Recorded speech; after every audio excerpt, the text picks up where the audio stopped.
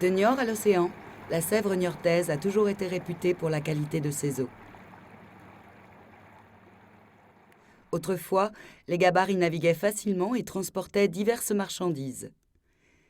Dès le Moyen Âge, au pied du donjon, le port connut une activité intense liée à la chamoiserie et au commerce des peaux. Chamoiser une peau, c'est l'adoucir, l'assouplir, lui donner du corps et la rendre propre à tous les usages corporels et individuels de l'homme. On chamoise, on travaille en chamois toutes sortes de peaux, pourvu qu'elles aient une certaine consistance.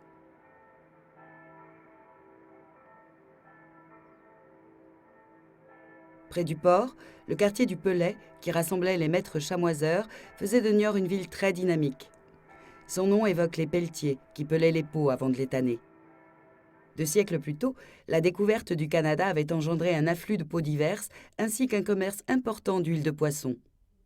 Ces huiles, de morue ou de baleine, servaient en effet à tanner les peaux. Certains prétendent d'ailleurs que le mot chamoiserie vient du turc, kamis, qui signifie huile de poisson. C'était une grande aventure que vivaient les peaux avant d'être transformées en gants.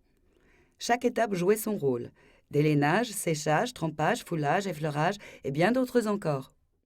Alors, Thomas Jeanmain, il naît déjà dans un milieu où ses parents, son père, était un chamoiseur. Il se retrouve orphelin très très jeune et il passe sa maîtrise pour avoir donc en propre son entreprise. Et il était très au parfum finalement de l'activité locale, la chamoiserie, qui date du Moyen-Âge, concernant la ville de Niort. Et il savait très bien que beaucoup de marchés internationaux concernant la ganterie et la chamoiserie échappaient à nous, les Français. Et donc, il a osé, donc nous sommes dans les années 1770-75, il a osé aller espionner les Anglais chez eux pour connaître les raisons du succès donc des ventes des produits anglais. Au retour de ce voyage en Angleterre, il ramène, on va dire, dans ses bagages le secret qui faisait que cette activité donc de la peausserie était gagnée par les Anglais dans cette seconde moitié du XVIIIe. Et ce secret, c'était donc la pierre ponce.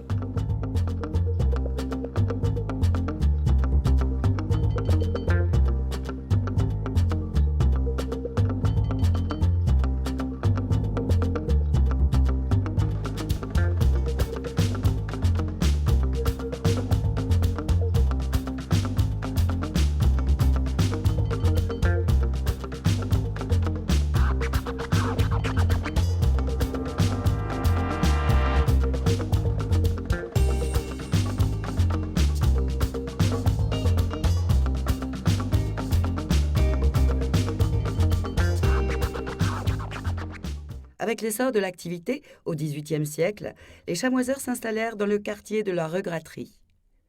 Lors de sa visite à Niort en 1808, Napoléon Ier prit conscience de la pénibilité des conditions de travail des mégissiers qui apprêtaient les peaux. Il décida alors de faire aménager le quai de la Regraterie en bord de Sèvre avec des arbres pour se protéger du soleil, des bornes pour accrocher les balles de peau, et il fit construire 3 niveaux pour faciliter le travail des mégissiers en fonction de la hauteur du fleuve.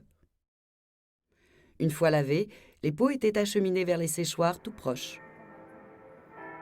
Quelques années plus tard, la chamoiserie se développa sur la rive droite du fleuve.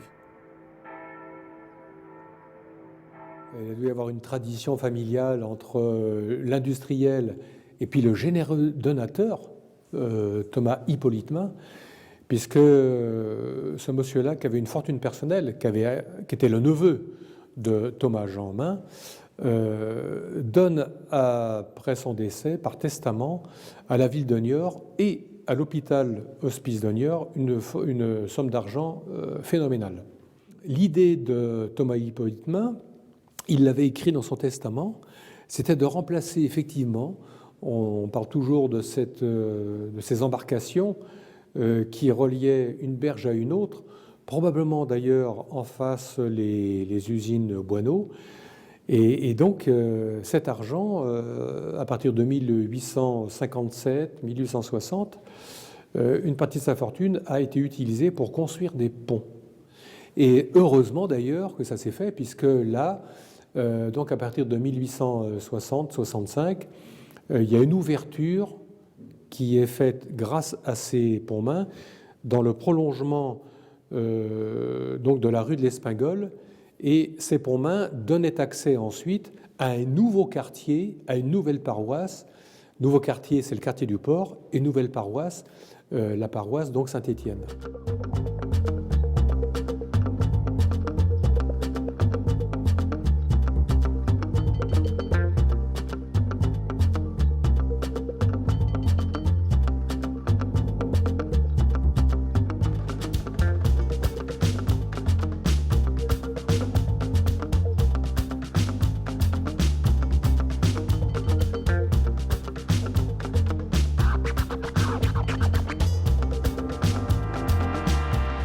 Léon Rousseau commanda en 1928 un vitrail représentant Saint Jean-Baptiste, patron des chamoiseurs. Chaque année, lors des fêtes de la Saint-Jean, célébrées en son honneur, patrons et ouvriers se retrouvaient lors de processions et défilés qui animaient la ville. Cet esprit de corporation se percevait dans la ville d'usine. Clubs sportifs, cours de cuisine, garderies, jardins ouvriers. Les patrons protégeaient leurs salariés par des avantages sociaux internes à chaque entreprise. La création de sociétés mutuelles est venue renforcer la tradition mutualiste agricole de la région pendant l'entre-deux-guerres. Ces mutuelles ont perduré, malgré la disparition des usines à la fin du XXe siècle. Aujourd'hui, la chamoiserie reste encore très présente dans la mémoire collective des Niortais. Ce patrimoine industriel unique est une des richesses de la ville de Niort.